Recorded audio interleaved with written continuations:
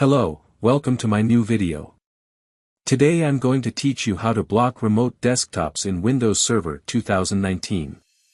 Stay tuned until the end of the video. In the first step, log into the server, go to the Windows section, and open the Windows Firewall section.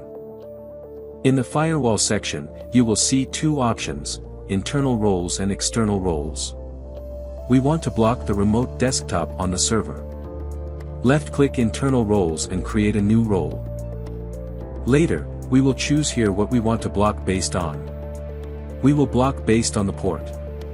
The port number of the remote desktop is 3389. Click on the port and enter the port number. After entering the port number, the next page will appear, where you can choose whether it should be blocked or open. We will choose Block.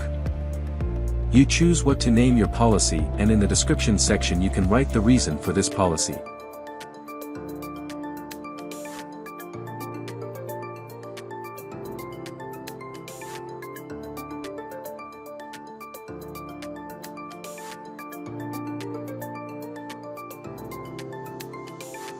In the next part, we plan to block SSH as well. Stay tuned to the end of the video.